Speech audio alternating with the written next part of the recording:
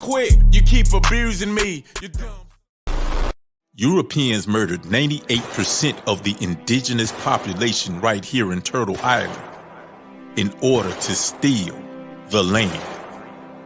An entire nation of African people were captured and forced into a brutal system of chattel slavery just so they could work and cultivate the land. All wars are fought over land, not over terrorism, not over religion, not even to win the hearts and minds of the people, but for the actual land and the resources within the land. So it is safe to say that land is the foundation to all freedom. So if we truly want to be free, then our struggle is for land. Free the land.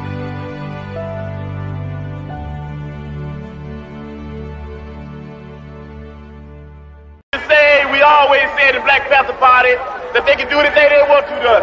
We might not be back. I might be in jail. I might be anywhere. But when I leave, you can remember I said with the last words on my lips that I am a revolutionary. These are the voices of New Africa. These are the voices of New Africa. These are the voices of New Africa. Free in the land, and we ain't asking y'all.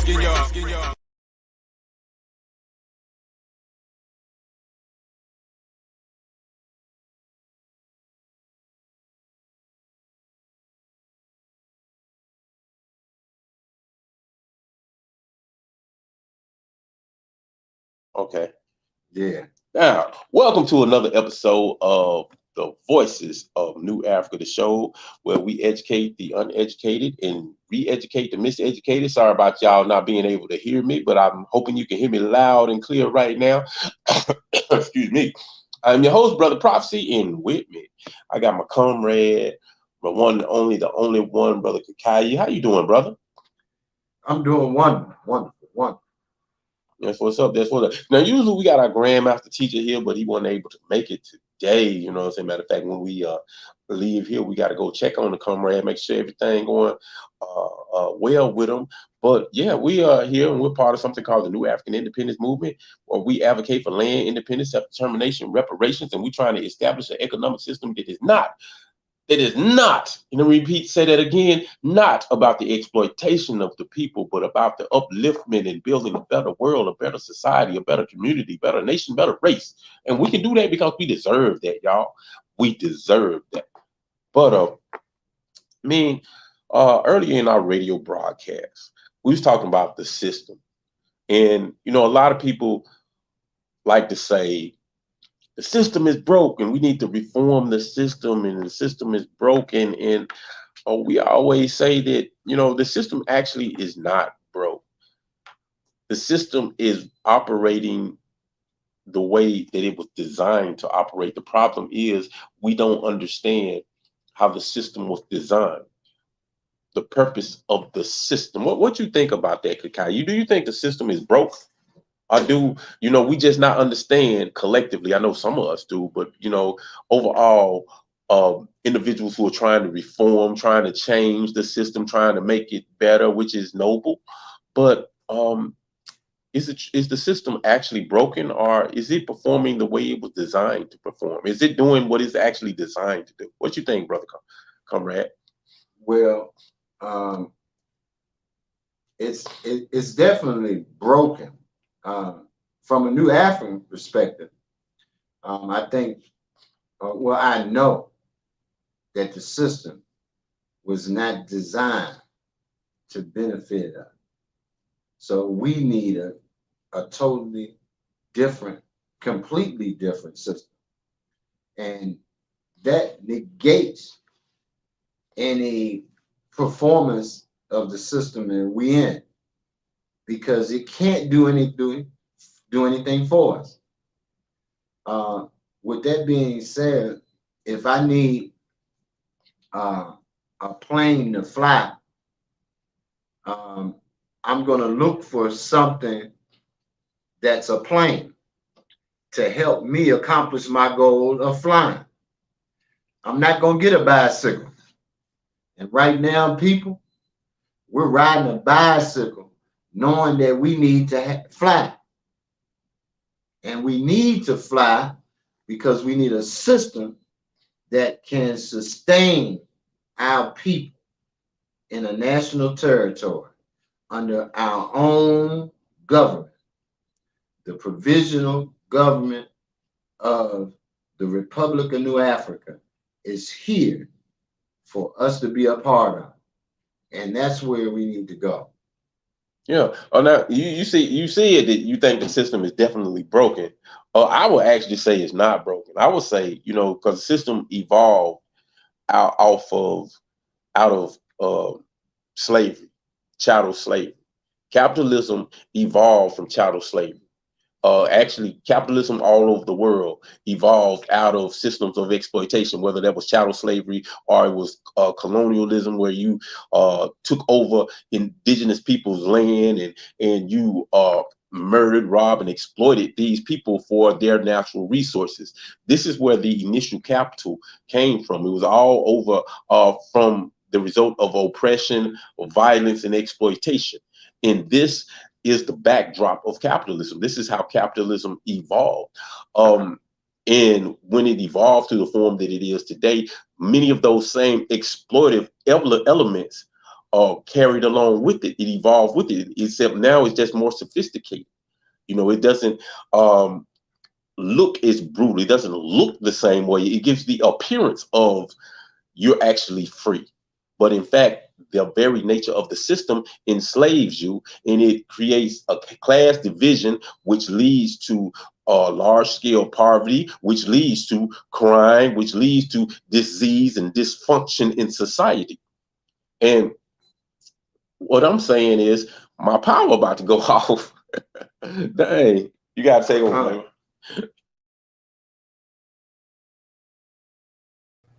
With that being said,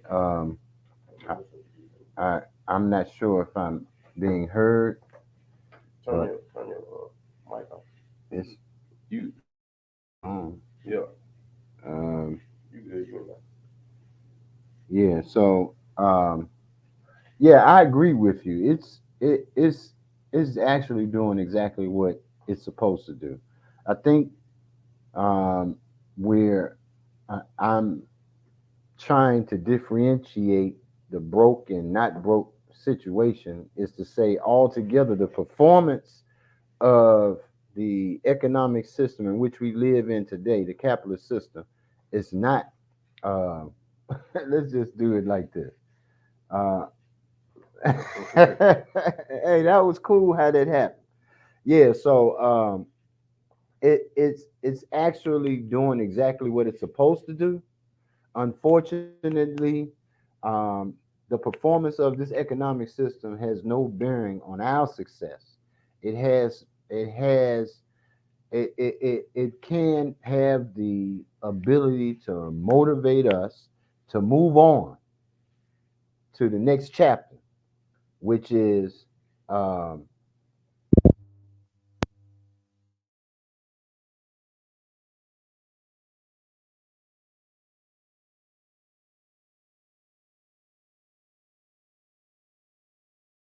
don't need that. yeah. So the bottom line is, we have to move into a next chapter. We have to finally understand that our stint with this capitalist system that was developed by Europeans and their descendants is not for us. It won't work for us, and we have to close that chapter. It's just like a marriage. Sometimes you go in there with great intentions, and then at the end, they're just irreconcilable differences. We have to move on to our new chapter, and that is our own independent sovereign nation, named the Republic of New Africa, based in the Black Belt states of Louisiana, Mississippi, Alabama, Georgia, South Carolina. I'm not sure. Are they being able to hear us? Yeah, you can hear you now, but Melly Queen said you went out. Maybe I need to put this back. No, don't do that. You had just went out for a second. Probably when you pulled it out, it hit mute for us. Oh, okay. And okay. Yeah. I think she said, okay, repeat what you said or move into the next chapter. Sound went out. Oh, okay. So what I was saying was that we have to close that chapter in our lives as a race of people and say we've been there, we've done that, and we know that it wasn't designed for us, and it's not going to work for us, and it's doing exactly what it's supposed to do. But we have to move on, like a marriage with irreconcilable differences. We have to move on into the next chapter with something new, and we'll see how better our lives would be without the X. And that's how we have to go about thinking about that. And I'm sure a lot of women, black women out there, including men too as well, would have had some marital experience where they know that they had to move on to the next chapter. And as a people, that's what we have to do. Yeah, we're intertwined, intermingled, because we've spent so many years being abused. And sometimes abused people don't feel comfortable leaving their abuser. But we have to, and we have to do it with our own independent sovereign nation, seeking our freedom, having our own independence, and creating our own economic system that works for us, not for anyone else. Yeah, I mean, when you think about an economic system, we've been trained and we've been conditioned to believe that capitalism is synonymous with freedom. You know what I'm saying? But the reality is capitalism actually takes away freedom because it is based on racism, classism, exploitation. And the very nature of this system, which is based on scarcity, it operates only really effectively operates when there's scarcity. When there is an abundance of resources, then there's no need for you to go out and spend and spend and spend, because when you look at economic system, and the word economic, the root of the word economic is eco, which basically means to eliminate waste. Well, factoring in the actual origins and the etymology of the word economic, capitalism is not even a real economic system, even though it is. But if you're looking at just the definition, if we just over intellectualizing it, because capitalism does not reduce wealth. I mean, does not reduce waste. It produces waste. It creates waste. You think about you go to any casino, like about 30 minutes away from here, you can go to Tunica to the casino, or even the other direction to Arkansas. They have these big buffets and they got tons and tons of food every night. And every night at the end of the night, they just throw it away. They throw just the last Thursday, we was at the prison system and we talked to the prison, gave them a Black History program. Great time, big shouts out to all the brothers, the comrades behind the wall. We had a ball. They only gave us 20 minutes, but in that 20 minutes, we killed it. But 20 minutes. Yeah, man, it's a difference. So I'll get into that, and I'll get into that in a minute. Yeah, because that's an interesting story with that. But they had like a spread of food for the inmates, but it wasn't for all the inmates. It was just for specific ones, for those who participated in the program. Now, it was enough food for everybody. Everybody could have got a plate and ate good, and opposed to that prison mush that they give them. But once they finished with the program, instead of giving the food out to the people, to the prisoners, to the inmates, they just threw it away. Just like at the casino, at the end of the night, they just throw it away instead of giving it to people. You got tons and tons of food that's just thrown away every day. But at the same time, you got people living on the streets that are hungry. 1 in 4 children go hungry sometime in their life, in America, especially here in IWLC. So you have a problem with people getting food and staying full and being able to feed themselves, but yet you have an abundance of food that you get thrown away. And it's thrown away because, well, if you give it away, then people won't come and buy it and you lose money. So they don't want to give it away because, that could cut into your profit margin. So that's inhumane. That's cutting down on the problem. We have homeless people. There's a homeless problem all through America. Right now, we can go just about in any direction and you find homeless people on the street. Somebody, with a sign saying, whatever, they get creative. But Right by the homeless people, you have an abundance of abandoned houses, abandoned building. They call it blight on the community. They don't even know what to do with it. They're just saying, somebody please take this house and do something with it. When the reality is, okay, you have problems. You have people who don't have houses, people who don't have a place to stay. And you have buildings and houses that are not occupied. Why don't we take the two and two together, put the two and two together and solve the problem? But we can't do that because that does not serve the needs of a capitalist system. So this system is not, is anti-human progression. It's anti-humane in general. It is based on the exploitation of the masses to feed a very small percentage of the population, make their pockets fat, even if that means at the expense and the exploitation of the masses. I see the social media kind of checking in. I want to say what's up and acknowledge the fam. I'm gonna have to have you read it because you might have to come. You might have to be the what you call it. That's cool. Yeah. See, Melly Queen, what's up? Thank you for joining us on the New African Broadcast Association. NABA, please check out our other show, the One New African Perspective, on Mondays at 1 o'clock p.m. Central Time on Facebook Live. Foundations of the Nation on Tuesdays at 10 o'clock a.m. Central Time, Facebook Live. Conversations Between Comrades, Thursday at 6:30 Central Time on Facebook Live. The Truth in Power Corner on Fridays, 5 p.m. Central Time on Blog Talk Radio. Definitely. And speaking of that, last Thursday, we actually didn't come on because we went to the prison system. And when I got back, I was late and we actually just didn't come on. But just some input on the prison system, because last month we had a program, we had a Kwanzaa program for this particular institution. And then this week we had a Black History program. Well, we thought that we were the ones that were giving the Black History program. It was actually institution Black program.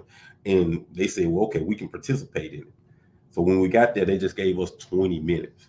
You know what I'm saying? So, when I don't want to just critique, but the program that the prison system put on, it wasn't really a Black History program. It was like a church service.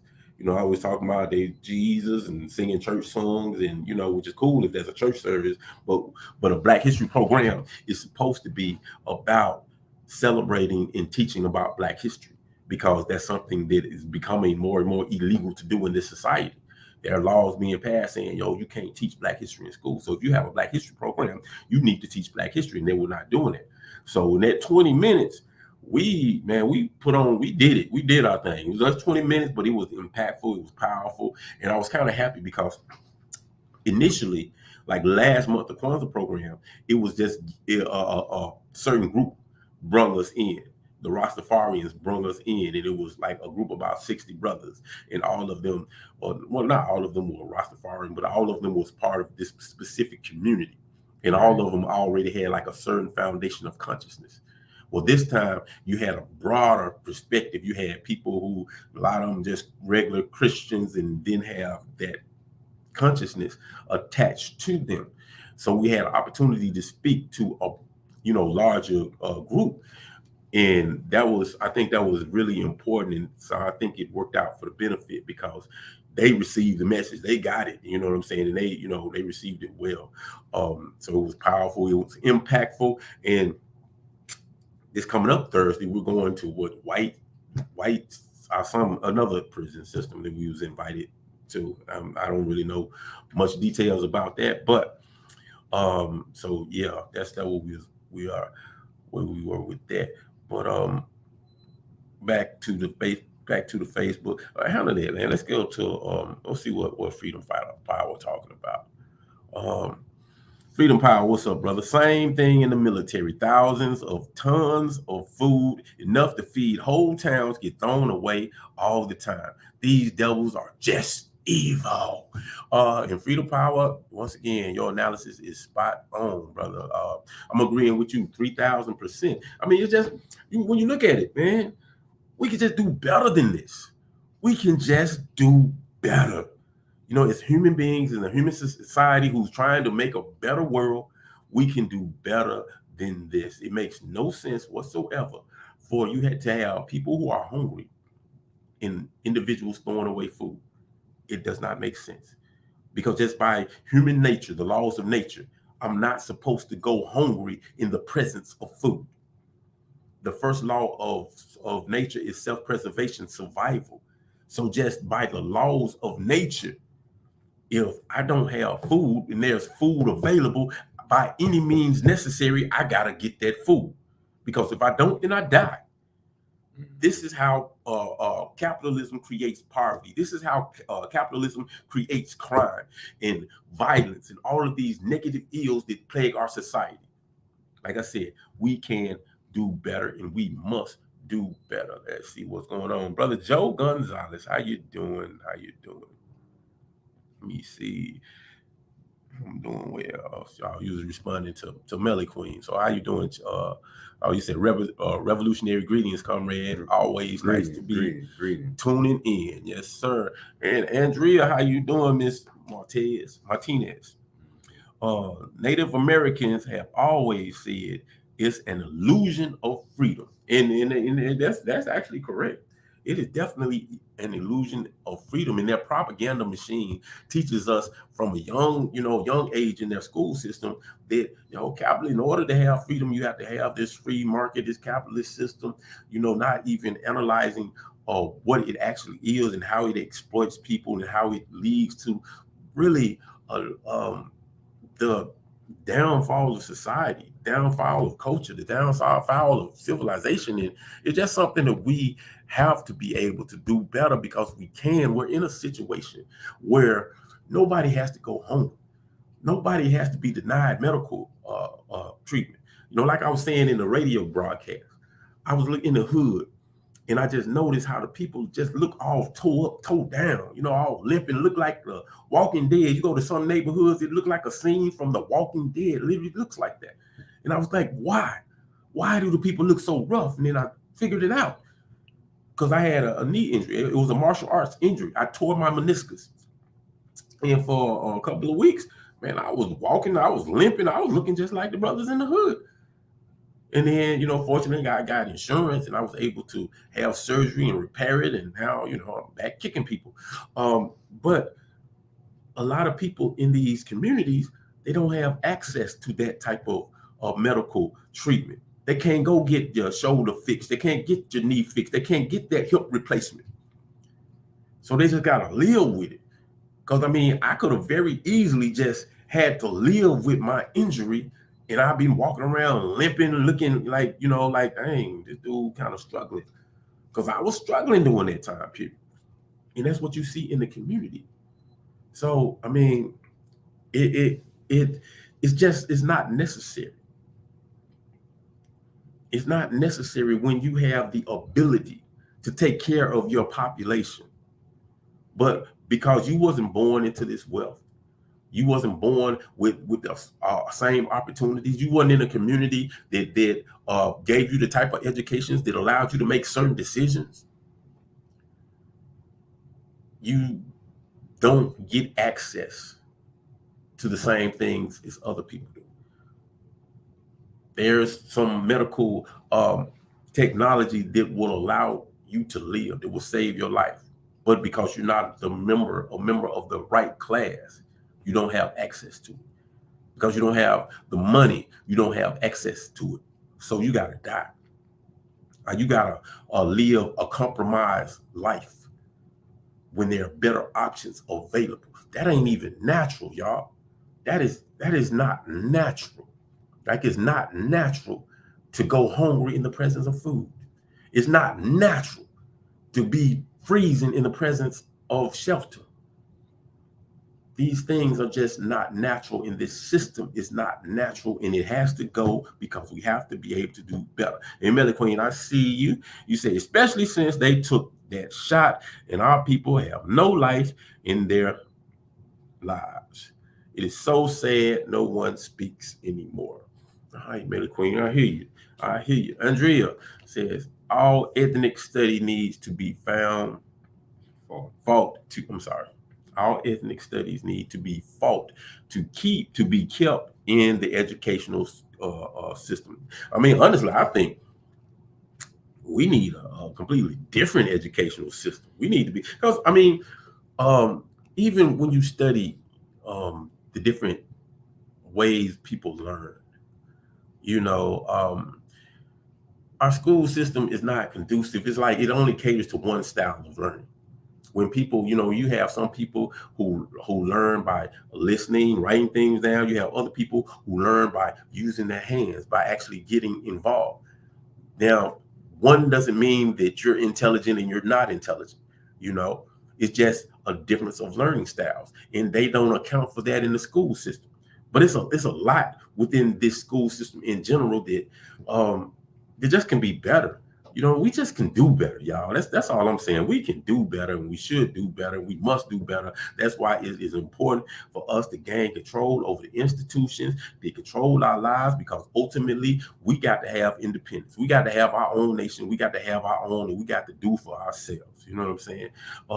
Melody Queen, you said we should not have homeless and hungry people in one of the richest countries in the world. It's sickening, and you are absolutely correct, because you don't have to have it.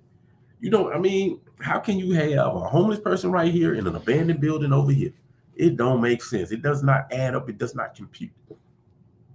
But hey, if you let homeless people live in the abandoned building, or you fix it up, or you create housing so everyone can have housing, food, clothing, and shelter, the basic needs of survival. If we do something like that, then you know what? I can't make money off of it then. I cannot make money off of it then. And that is detrimental to the system. And that's why we got to get rid of this system, y'all. We got to get rid of it. But anyway, man, Comrade, you being quiet, man. I'm talking too much, man. It's interesting that we go over so many injustices in this country, but yet it's a protracted war, true enough. But it seems like it's a protracted struggle just to get people to understand that the first step, the most difficult step, is to bond and band together on nationhood, to just get it started. You can start with the simple things. You have to understand that the goal can never be seen. It's an old saying.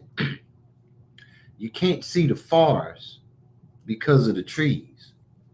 You're not going to be able to see the big plan materialize immediately. There's no instant gratification.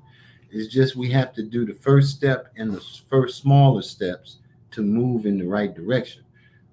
Moving to the national territory was one of the first steps that I could see that I could do without effortlessly.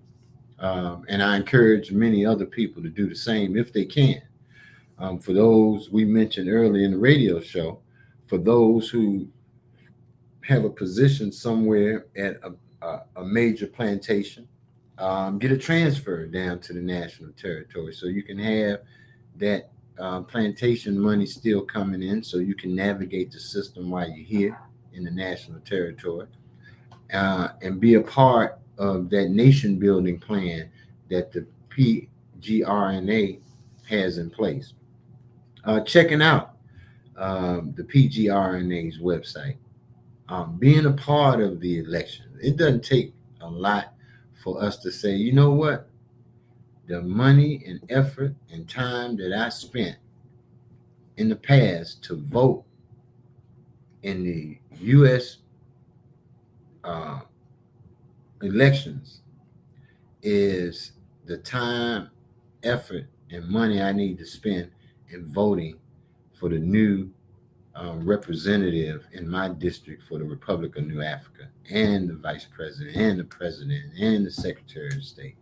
And then we have to stop believing these white people when they say what we need to do. No, you haven't walked in our footsteps to know what we need to do. We'll listen to everybody, but we know what we need to do because it's for us, by us. And that's how it should always remain. You were talking about the walking down the street with the zombies. Mm-hmm. You know, we've been we've been attacked for decades, Mhm. scores, centuries. So it would only um, it's only fitting that we, being attacked, look like attacked people. When you go in our communities, you can see the onslaught of wars that they're fighting against us, and we don't even realize it. One of the first things they attacked us with was the church. The churches in all our communities. When we saw that they were attacking us through the church, we had some smart individuals like uh, Nat Turner, uh, Denmark Vesey, who utilized those churches for the right problems, the right things. But they soon attacked that and eliminated that from being an option for us. But we can still go back to that. We just have to learn from our mistakes. Nobody should know what the fellowship is really talking about.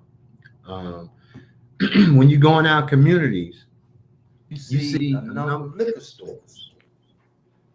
Liquor stores do two things: keep us incapacitated to for self-defense and protecting and defending ourselves, and it also help us drink away the problems we have with the system, to the point where drinking away just means that you just say, "Fuck it, I ain't gonna deal with it. I'm drunk."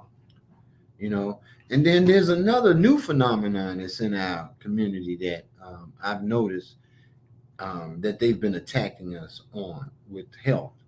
And that is these dialysis places, man. They cropping up in all black neighborhoods. As a matter of fact, if they may not have gotten to that point yet, but damn near every black community that I come across in Ida B. Wells, I see the church, the liquor store, and slowly approaching the same mass is the dialysis institutes. These folks are making tons of money off of our community. And we're disabled. These folks can't live a life because they got to spend 8 hours in there 2-3 times a week. So you can't have a job. So you got to be dependent on them. They know you're not going to be able to fight. So they're not concerned about you anymore. Once they got you into the dialysis machine, it's pretty much over for you as far as fighting to protect and defend your family, your community, your nation, and race. So these are calculated measures that our enemy has taken. And because it's so much wrongdoing out there, we're living in chaos. We have to get the word out to reel the people back in who still have some form of consciousness left, to say, you know what, I can take that first step. I can move to the national territory. I can become more involved with the new African independence movement. I can focus on changing the conditions in the future for my children, grandchildren, and great grandchildren. You know, I mean, definitely. When you come to the dialysis centers, I mean, that's really the product of the medical industry and the food FDA attacking our community. Because when you look in our communities, like you said, you got the liquor stores, you got the churches, you got all of these things.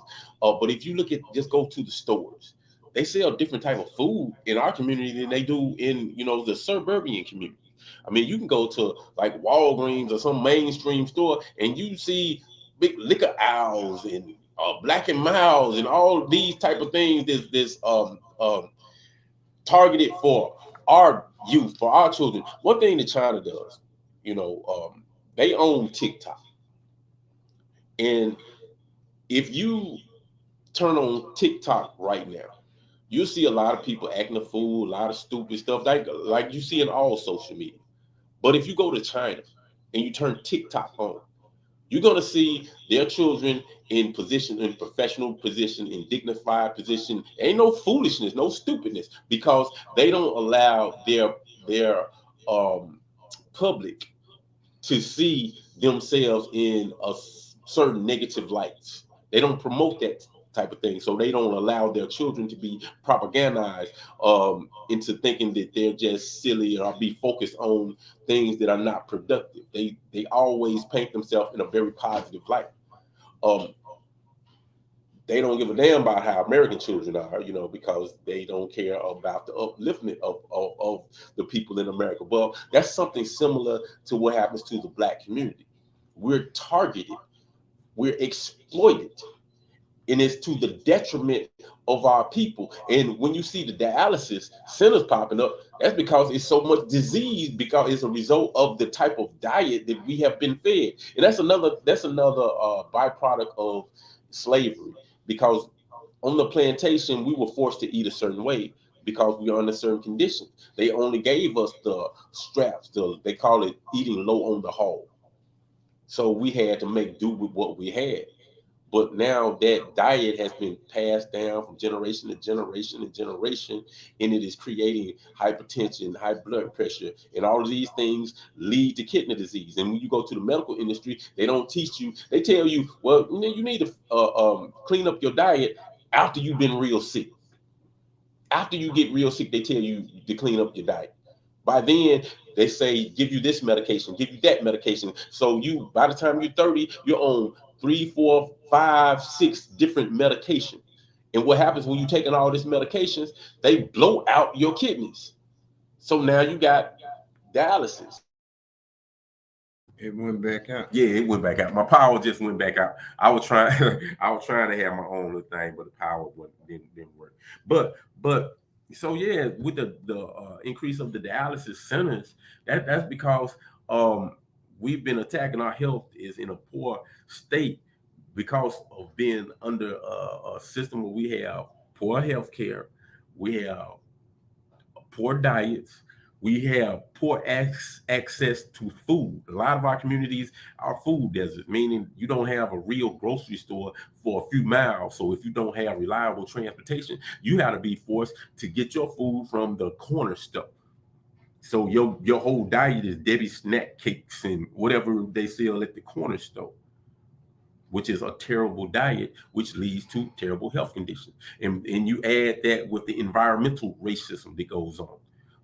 Within Memphis, Tennessee, it's a dumping ground. They had a chemical dumping ground.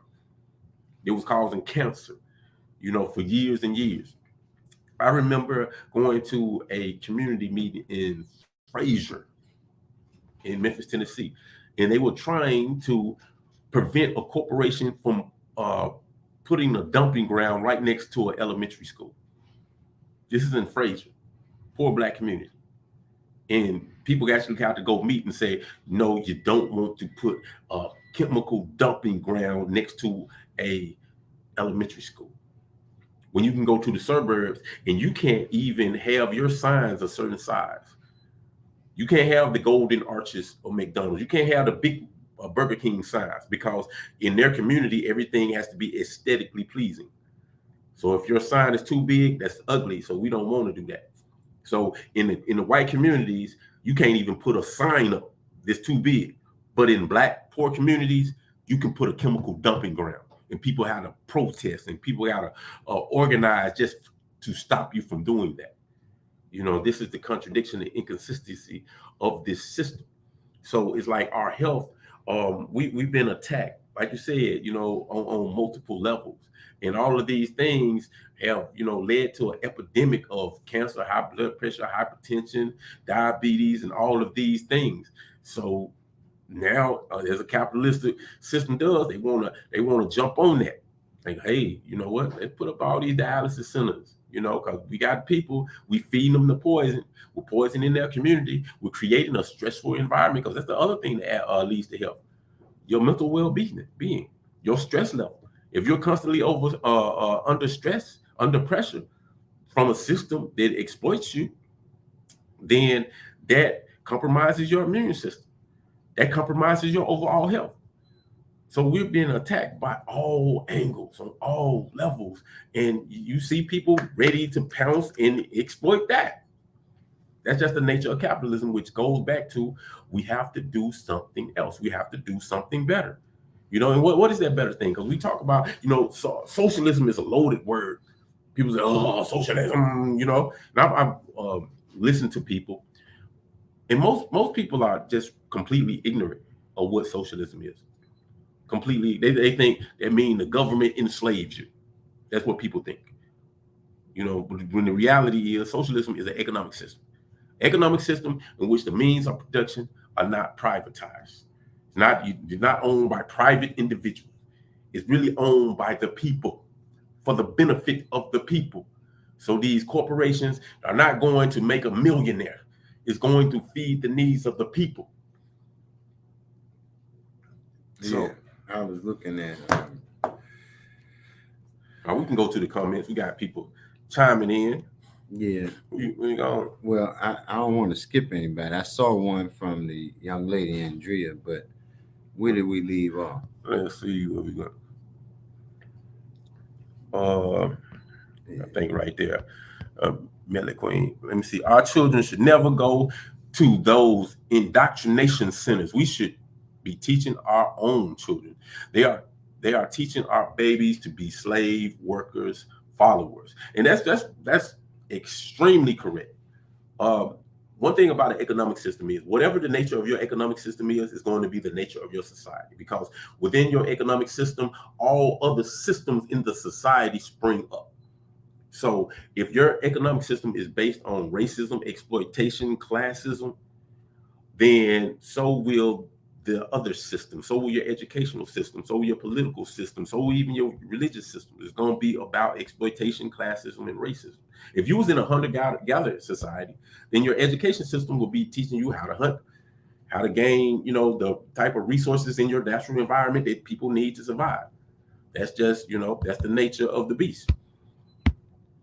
And you got all kind of things going on with your computer. I don't know how you touch something. I don't know how to get it. I screwed that. I'm screwing up some stuff. But that's all right. We got enough space. I was talking to where did you leave out? Melly Mel? Yeah. Joe Gonzalez. Joe Gonzalez. This is why it's important to learn to build self-sustainable communities with gardens to actually ease the crisis of hunger and homelessness. Unhoused. Yeah, homelessness. So that continued to plague on our communities. Free the land. Yes, that's right. Free the land. Now this young lady here. Real quick about Joe Gonzalez comment. I'm agreeing with you 1,000%. Like, that's the need to start growing our own food. That cuts down on a lot of the problems that we have with these. I'm trying to figure with the health situation that we have, because the quality of food that we have is just such a low quality of food that it leads to all of these dis-ease and bad health and all of this type of thing, because it's so processed. It's processed, and they have all type of chemicals and preservatives added to it so it can last longer, in order for you to make more money, to make it more profitable. It's unnatural. It ain't even real food. It's a store called Whole Foods. They say, well, we just sell Whole Foods. Like, why the hell would you need a store called Whole Foods? All foods are supposed to be whole food. You're not supposed to eat partial food, but that's what we're doing. It's been so processed, so chemically manipulated that it ain't even really all food. You're digesting things that's not even food. Why would you have a separate category called organic food? Organic food. All food is supposed to be organic. Like, man, you're not supposed to eat stuff that's not organic. So if it's not organic, so that means we eating inorganic food. What sense does that make? Eating inorganic food. It's just. But anyway, we can continue. Yeah, but that's right. Andrea Cristina Martinez. So she watched the documentary on crack, and it was clear chemical warfare attack against the Black community, and to see how the country got the drugs into the country was crazy. You know, when I was in college, you know, I did some research on the crack epidemic because supposedly when it went nationwide, spread nationwide, it was 1981 when it started getting, it started propelling all over the United States. But it had already started in LA. Other people, let me just be real with people. Crack cocaine is the retail version of freebasing. So freebasing was already here, okay, but you had to buy the powder and make your own rock. The retail version, crack, was people started selling it already rocked up. But let me tell you an interesting story. When the cocaine came into the community, it came into the community through the CIA, and it has been proven. You can look it up on the internet. You can look up the story about Rick Ross, not the rapper, not the Freeway rapper. Ricky. Yeah, Freeway Ricky, and all of that. There's even a movie, and probably this documentary that Sister Martinez was talking about.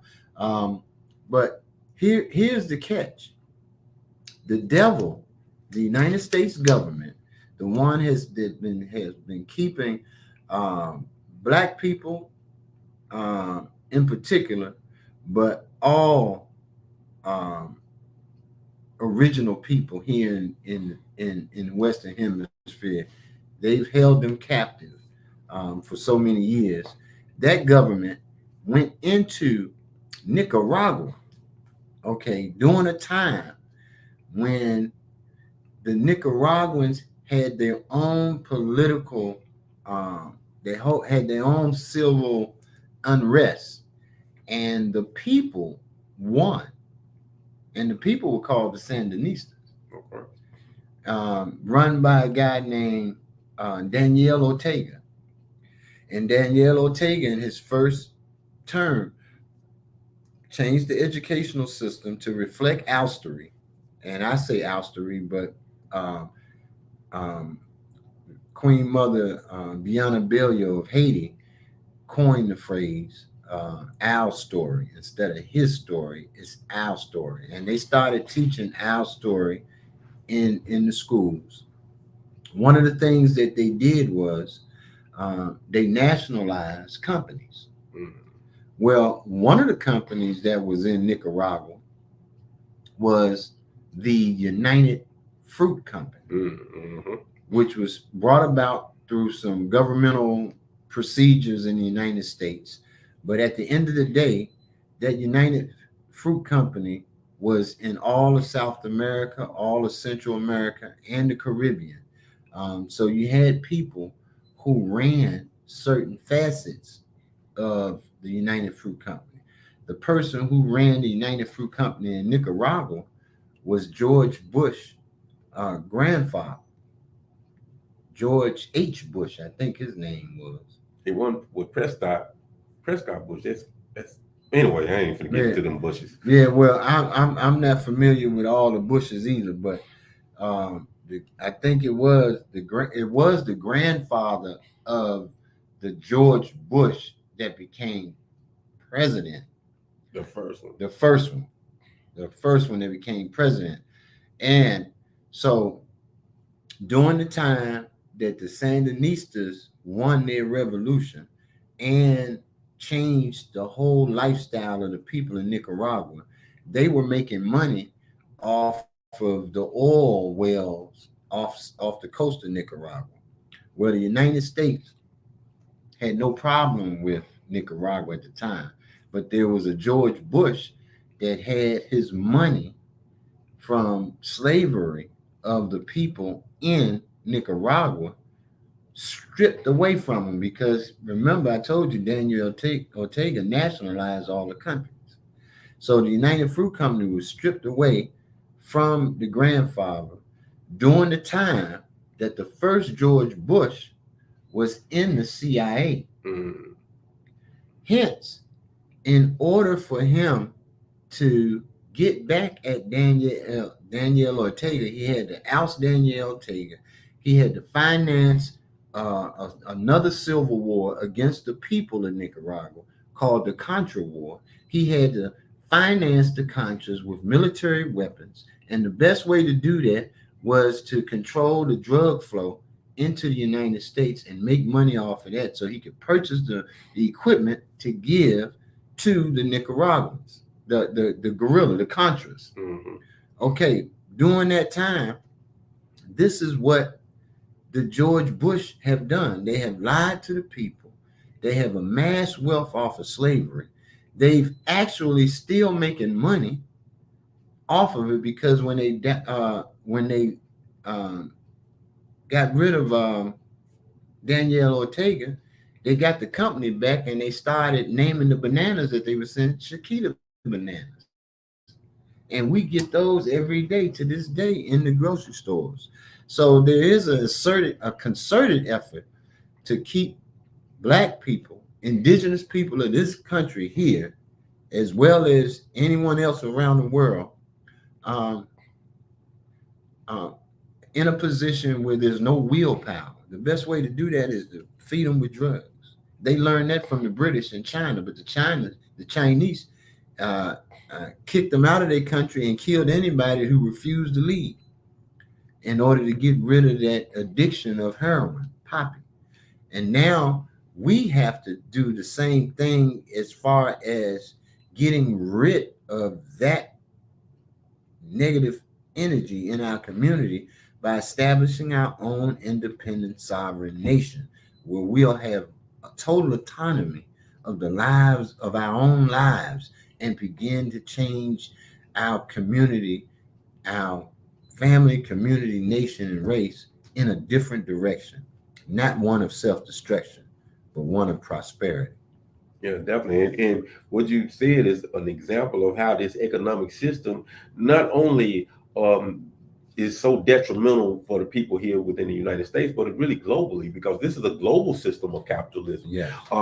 You talked about, the crack epidemic and how they utilize crack cocaine in order to fund this Iran-Contra affair. But I mean, these type of things happen, all throughout history and really all over the globe, because when you look at most wars globally, you might say, well, this is a war over terrorism. No, it's not about terrorism. War over religion. No, it's not about religion. It's about the resources. It's about the resources that the people have, that the land and resources. And usually it's Western powers, specifically individuals like the United Snakes of America, who's going over trying to gain control over resources, natural resources in other people's land, and they're trying to figure out more intelligent and effective ways to do it. And capitalism is a very effective way. They use these economic hitmans from their financial institution, the World Bank's IMF, in order to gain sovereignty and control over nations and colonize nations in a way that is slick. And then they create military bases in these nations. So if they get too far out of hand, they can be able to deploy their military at an instance.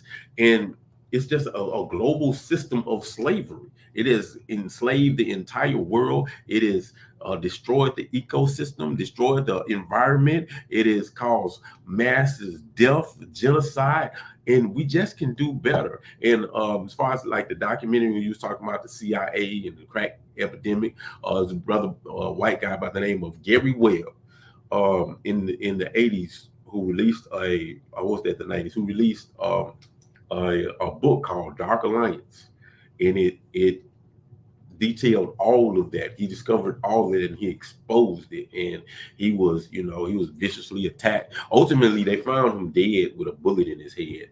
They say it's a suicide, but I don't know. It ain't a suicide based on our information on economic hitmen. They'll do anything to stay on top, and that's the problem we have to understand. So until we get a solidified nation of people that can protect and defend themselves, where we could go out into the world, tell the truth in the propaganda that we give out, and can come back home and be securely protected. They're going to constantly isolate us and kill us off one by one. Mhm. We got to band together as a nation of people. And Brother Joe Gonzalez and the sister was talking about food. The sister said, what she say? They're giving us rotten food. And they all they give us is rotten vegetables and tons of bread and sugar. Yeah, she said at the food pantries here, all they give us are rotten vegetables, tons of bread and sugar. And you know, like first of all, giving rotten vegetables, that's definitely not good. But you know, sugar and bread, all of these things attack your kidneys. They all attack your kidneys. So everything kind of works connected. It's like a ecosystem of destruction. You know what I'm saying? That's why we have whiteouts periodically throughout the year. They don't know what whiteout is. You got to tell them. Right? You got to tell them what's whiteout.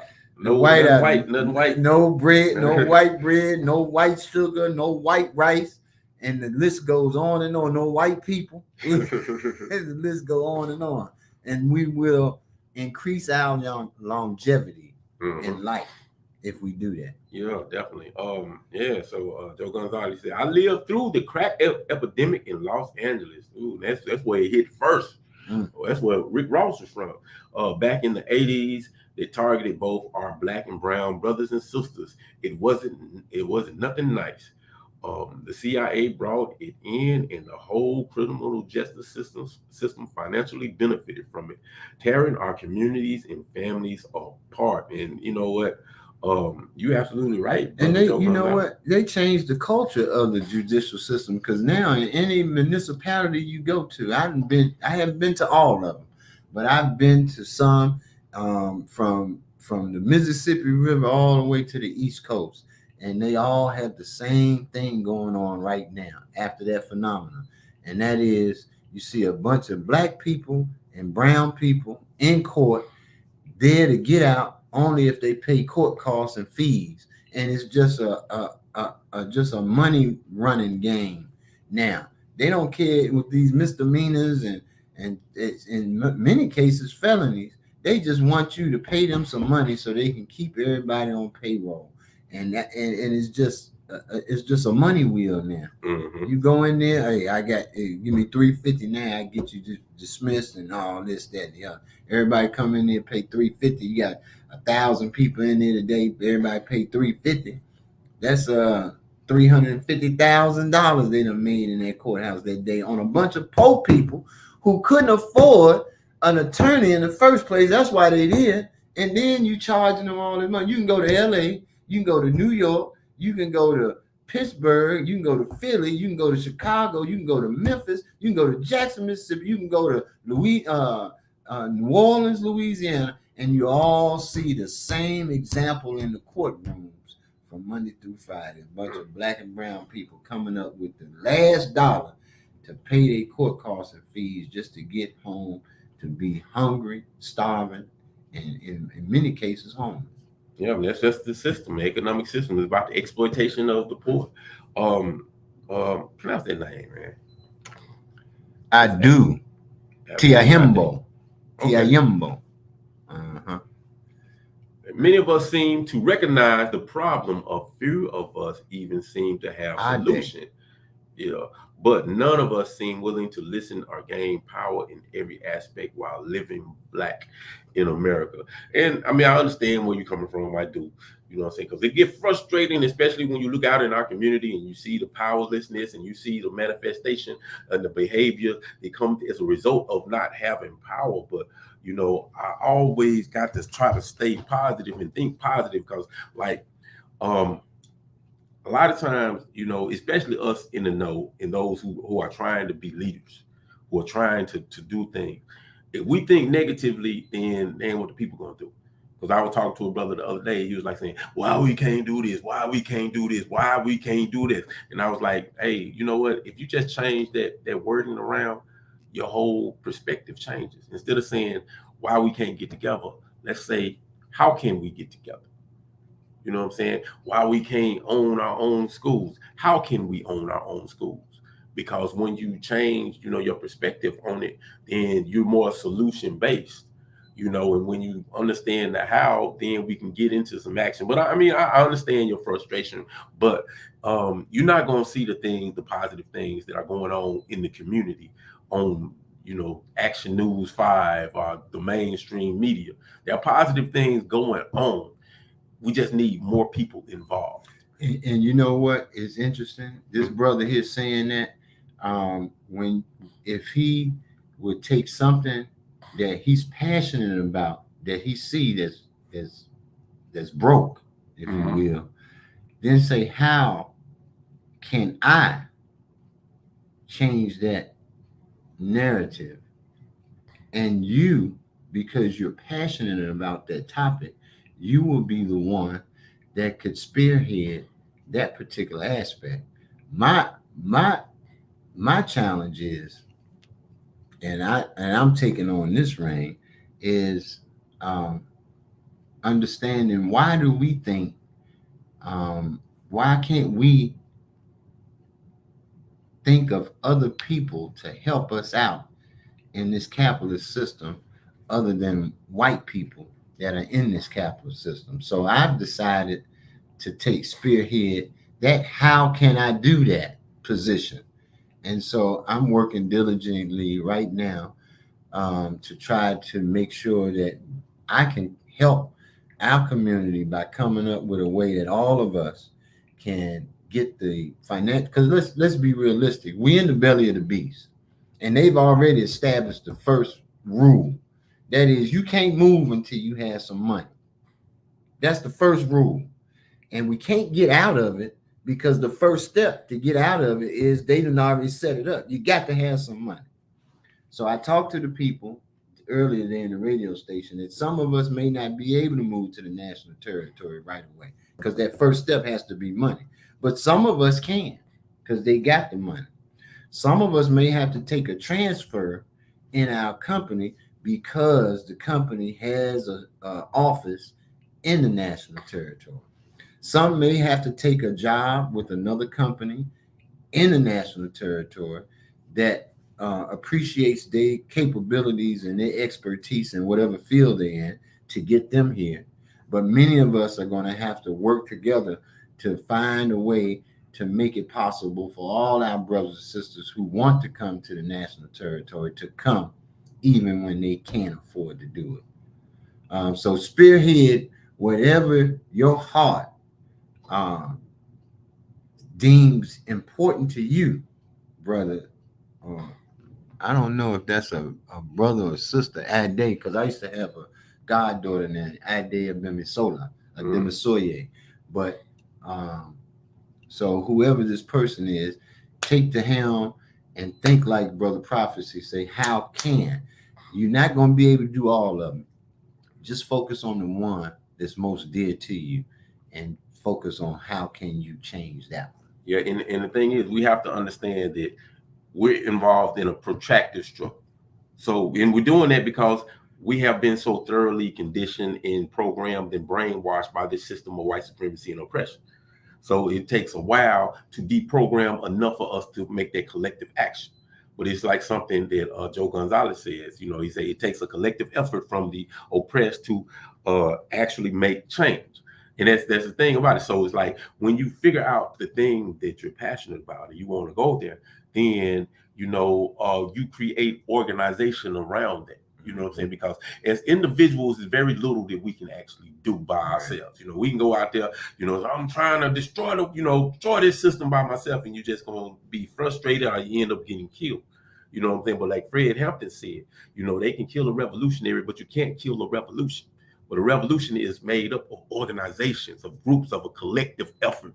Revolution is not made up of one individual. We ain't Rambos. We ain't looking for Rambos. We ain't looking for superheroes. We need individuals who want to make a collective effort in changing this reality. And we can do that. You know what I'm saying? We have to always be positive. The thing is, the goal is we're trying to push the envelope. We're trying to push the needle just a little bit farther and make that blueprint and leave it to our children so our children can pick it up and pick it up and pick it up. And our only thing we're doing right now is we're just picking up the blueprint that was left to us by our ancestors.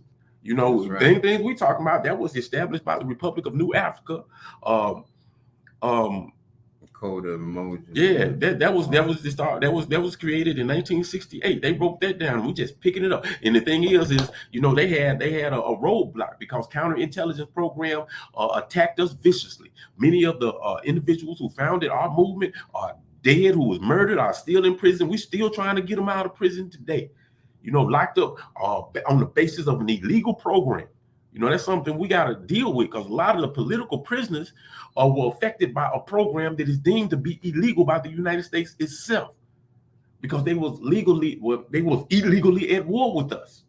It was out war, you know, with our comrades. And they're still at war with us. It's just more, you know, underground. So, you know, but just, you know, don't get frustrated. It's a protracted struggle. So at this particular time, we got to do our part. That's why, you know, you might hear me a lot talking about let's build institutions, you know, because that's like, just honestly, that's where I see us right now in this particular time. This is what we can do to move it forward, you know, start from controlling institutions to controlling entire communities, controlling entire districts. And, you know, at some point, when you get enough control, people going to come at you. That's when you got to be able to prepared. You got to be prepared to protect what you create, you know. But it's gonna be real difficult to have people to fight for something if you ain't created nothing to fight for, you know. So we're at that point right now, yeah, which makes sense to always say how, and never say we won't win. We will win. The most important thing about any ideology and philosophy that stands the test of time is that it's always true. It's always true. Those are that's the ideology and philosophy that stand the test of time, the ones that are true. And we know that we have been exploited and oppressed. The land has been stolen. We know all of this to be true. So it's inevitable that this will cease eventually. Are you going to be a part of it? Are you going to be just a naysayer sitting on the sideline saying, I knew it was going to happen, but you didn't do anything? I mean, the thing about it is things are going to happen. Things, I mean, it's just, everything is actually set in motion for it to happen. The thing is like, are we going to be a part of it? Are we going to shape the way it happened? Because it's just laws. Things develop from the simple to the complex. Nothing stays the same. In this system, you can see the downfall of the system right now. You can see this system collapsing with things that are going on every day. But the problem is we as poor, Black, brown people, we have been so connected to the system because we lie at the heart and the foundation of this system that if it collapses, it will collapse on us. That's why in this particular time, we got to work as hard as we can to disconnect from this system. Disconnect from this system. Let's go to this because we got some more. Let me see. Melly Queen said that perspective on being positive and looking for a solution is a great way to think. Free the land. Appreciate that. Definitely. Now, you know, I encourage everybody, think positive, think towards solution, because we've become really good and really efficient at talking about the problem.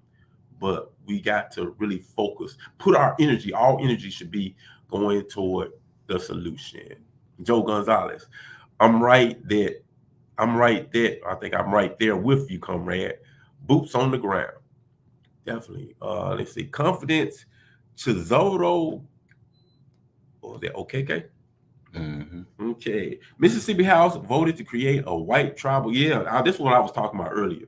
Mississippi House voted to create a white tribal court system in Jackson. They're trying to counter the PGRNA. So yeah, basically what happened, they just voted to create a separate court system in an expanded police department that's controlled completely by white people. Now in Jackson, Mississippi. Now Jackson, Mississippi is one of the blackest cities in America. 80% of the residents are Black, new African people. And they're saying basically, we don't want to be governed by y'all niggas. We don't want to be up under y'all court system, y'all police, and all this type of stuff. We want our own. So they created a whole separate court system and expanding the police department so they can control it, and it would be controlled completely by white politicians and a white power structure down in Jackson, Mississippi, which is crazy. No, it ain't crazy. You got to put a spin. You got to put a positive spin on a lot of things. We always talk about dialectics as a negative and positive. Okay. Now, when you come from a perspective of looking at what they're doing and how it will affect us as a people, then that's a negative thing for us as a people. But a positive spin on it is that as they go through the process of getting this done, it will effectively allow us to see what we need to do in all of our districts and all our community to set up our own tribunals, because it's going to get to a point where when they do something and we do the same thing and they don't allow it to happen, then it's going to catapult. It's going to be the catalyst to set off the revolution that we need. Because let's face it, people, when it gets down to the point where we're staking claim to the land because we have enough people there to protect and defend ourselves, they are going to fight. So we might as well prepare ourselves mentally now by watching what they're doing and preparing ourselves in minor skirmishes, because the major skirmish, we need to be ready. Mm-hmm. And we will be ready. Mm-hmm. I'm just saying that's not good for us at all. First of all, it's our national territories, capital, Mega Eversville. So this should never happen. And then when we're in control of the city with Chuck Lumumba's son, I can't think of his name, but Chuck Lumumba Jr. No, Chuck Lumumba. Okay. Yeah. With him being in charge and them having a water crisis, and the white people who claim that they want their own tribunal would not partake in helping supply the people with clean drinking water and fixing the antiquated water system. This lets you know what we're dealing with in our nation's capital.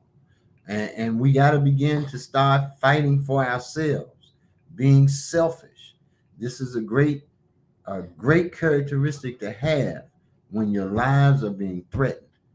Self-sufficiency, survival, sustaining life is all instinctive to a people.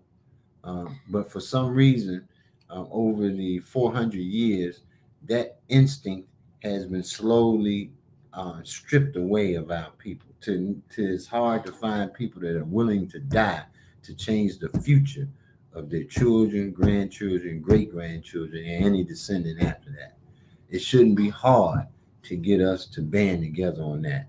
But because of miseducation and being misled by the media and their propaganda, we're finding ourselves getting further and further away from feeling confident about fighting for our lives, fighting for our freedom. Yeah, definitely. And a couple of things about the whole Jackson situation. Like Mississippi is probably the poorest state in the U.S.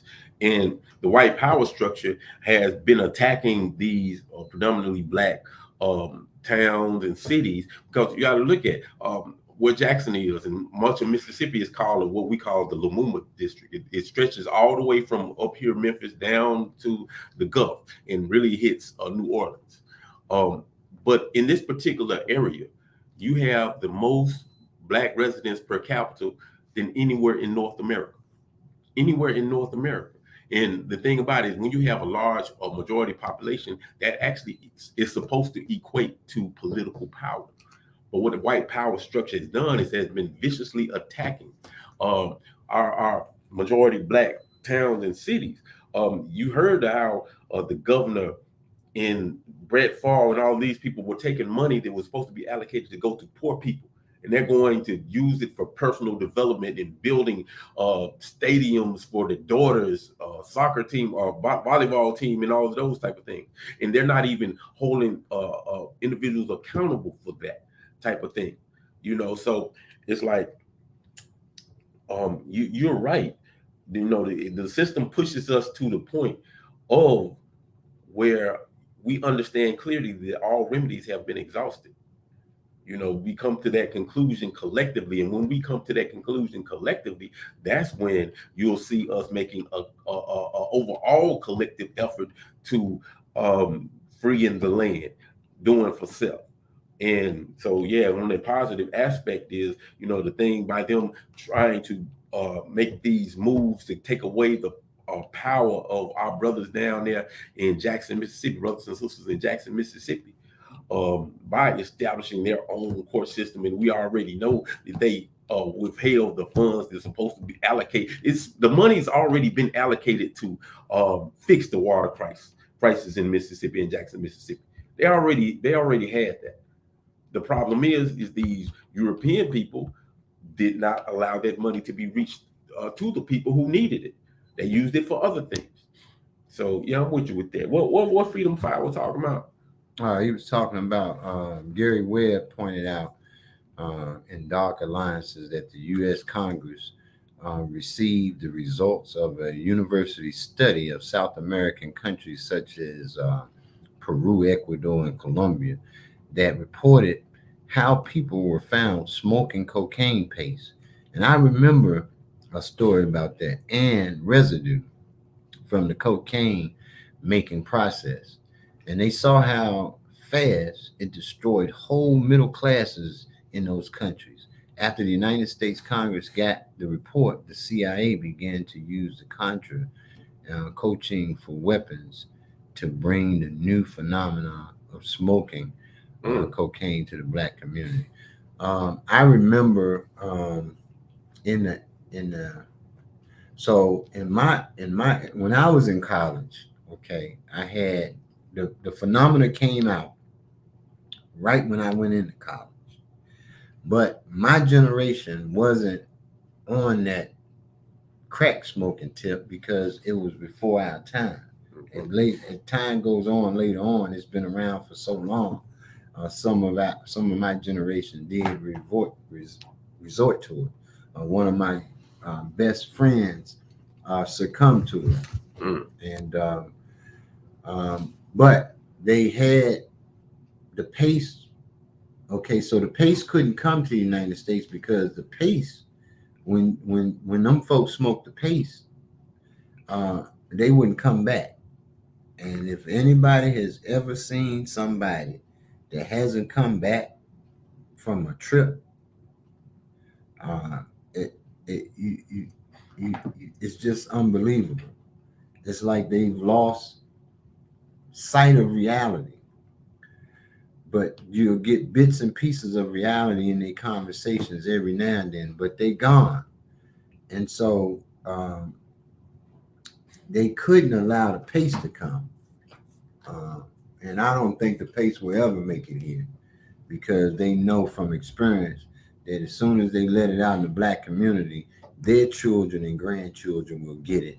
And then it'll be too late because they can't come back off of that stuff. It'll be an epidemic, but the problem is they can't come back, so they'll lose their soldiers. It'll be an epidemic of death.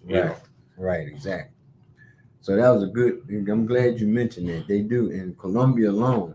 You got homeless people walking around that smoke that paste, and they just can't come back. It's like in New York and DC and Philly, where I'm from. They got this PCP, and people, they smoke that PCP and they don't come back. They run down the street butt naked. See, so we have to understand the extent of how they battle us in war. They battle us in the food. They battle us with weapons. They battle us even with drugs, putting the drugs in our community. There's no end to it. The reason there's no end to it is because we're needed here as bottom feeders to keep keep being the catalyst of the perpetual motion of this exploitive economic system. The minute, and people, we have to understand that the minute we leave is a revolutionary change for them. They don't even care about the fighting part. They care that they don't want us to leave. They don't want us to be here. That's why it's so confusing to our people. They don't want us to be here, but they can't afford us to leave. So they'll be off with our heads if we talk about leaving this country or setting up our own independent sovereign nation. And the confusion, it comes from the difference of the class struggle in the European, because when you look at white supremacy is a system.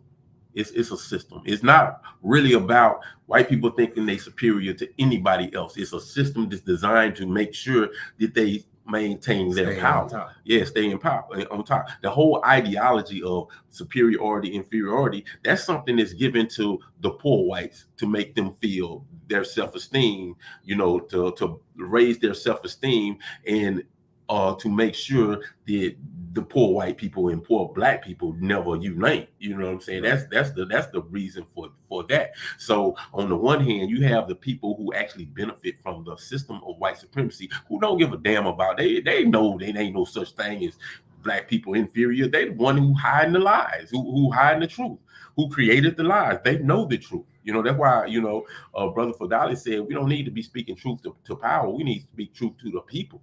The power already know the truth, though. They the one that perpetuated the lies. But so the confusion is on one hand, they want us here. That's the power structure.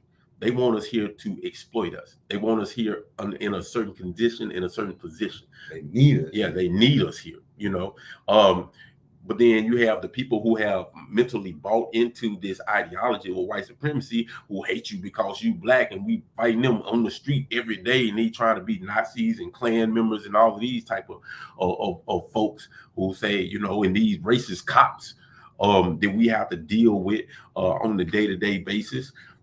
These people don't want you here. They hate you here. You know what I'm saying? So this interesting dichotomy that we're dealing with, where, you got some people who just want you to be exploited, and then you got other people who just hate you to be hated. And it's an interesting situation that we got to deal with, But the real danger of white supremacy is not that person who outright hates you. It's not them Donald Trump, tiki torch, white people who walk around in the Klan. That's not the real danger.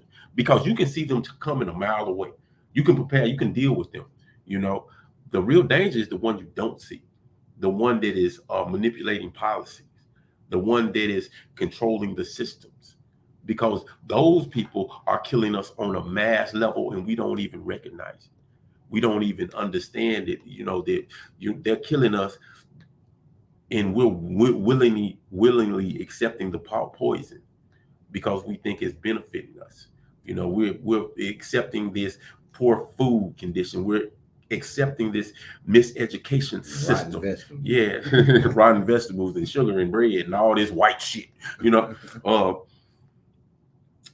but we're accepting it, and we don't understand it because we thinking this is something that's bringing us, health and life, and it's really draining us life at the same time, setting us up to be exploited by this system. Now, those are the real dangerous people. Those people at top who benefit from our exploitation, the individuals who benefit from the school to prison pipeline, the ones who benefit from mass incarceration, who getting paid by us getting locked up, making millions off of that, off of our exploitation, off of our suffering. So, but man, we've been on here almost an hour and a half. Yeah, it's I guess it's about that time. I was just thinking because of the plight that we've been in the Western Hemisphere. One of my goals was to speak 3 languages: English, Spanish, and French. And I realize now that because of the population of Brazil, I should have put Portuguese in front of French, because I only have a few French-speaking islands in the Caribbean, Haiti being the biggest one, and it's really bordered by a Spanish-speaking country. So, you know, I'm just really, I'm really tired, man. I am really tired of not being able to get the word out on a mass scale. We're doing our best right now with the resources that we have, but it makes it real difficult to do that in a society where they don't want people to hear what we have to say. But I'm just glad that we have an opportunity here on Facebook to reach out to the brothers and sisters, and I thank you guys for your participation and constantly tuning in. Please like whatever you can do on Facebook, subscribe. I don't know if that's YouTube or Facebook. Tag somebody, post it on your page, and let people know that and we do have a movement called the New African Independence Movement that haven't died out. You know, and we actually trying to get real change. We're actually trying to change things. We don't want to just talk about the problem. And with that, I think Saturday coming up, this Saturday, February 25th, we will be having our Black History / community panel discussion because we actually want to deal with real solution. What we're trying to do is we're trying to create a united front right here in Memphis, Tennessee. So if you're in the Ida B. Wells area, aka Memphis, Tennessee, make sure February 25th, you're at the McFarland Community Center on Cottonwood. That's like 4955 Cottonwood Drive, our avenue, our street. But anyway, 4955 Cottonwood. And y'all join with us. It's going to be from 1 o'clock to 4 o'clock. We're going to have a brief Black History program. We're going to shine a spotlight on some phenomenal youth, some bright youth.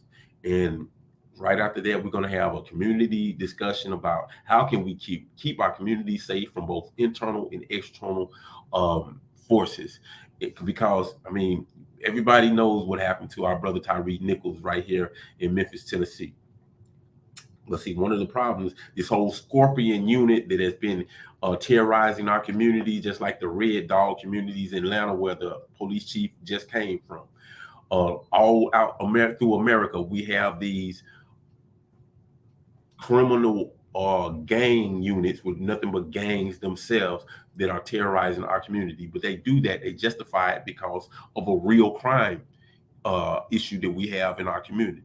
So we have to be actively involved in trying to change the conditions of our community, because if we don't solve the crime problem, then they're just going to create another unit, just have another name for it, another pretty name for it, and they will continue to terrorize the community. And eventually they'll do things like we gotta ban the cameras. We can't have people filming us and all of these type of things, and they'll be able to go on as usual. Because, like, honestly, with the Tyree Nichols situation, if it hadn't been for that over the head camera shot where we were able to actually see what they did, they probably would have got away with it, because they manipulated their cameras where you couldn't really see what was going on. All you just saw is commotion. They used their tactics. Stop resisting. Get on the ground. Get out. And when he wasn't resisting, it's already on the ground. Wasn't really much he could do, But they shout these things out for the narrative, for the camera, so you can hear, so they can create their justification for their devilish acts. But fortunately, they didn't know that it was a camera filming everything. They saw them kicking the brother in the head like it's a football and standing the brother up, doing uppercuts like they playing a game of Street Fighter with the brother. But like I said, we're trying to unite everybody in the community who's serious about making real change. And we're going to come up with some solutions. I know some of the things that's on the table right now that we're trying to do personally is every year we're trying to have a rites of passage program for both the men, with young men and young females. so they can be, first of all, introduced and be around real, positive, strong Black men and Black women. So they can be taught life skills, things that you need to survive that, a lot of our children just don't know. You grow up and you've never taught these basic things that we need in order to survive.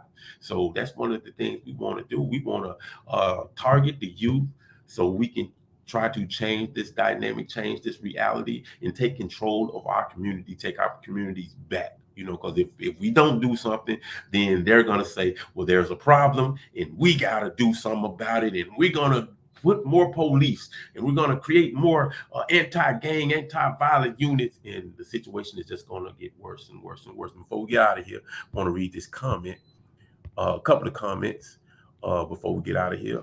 Brother Confidence, Chizoro Okiki.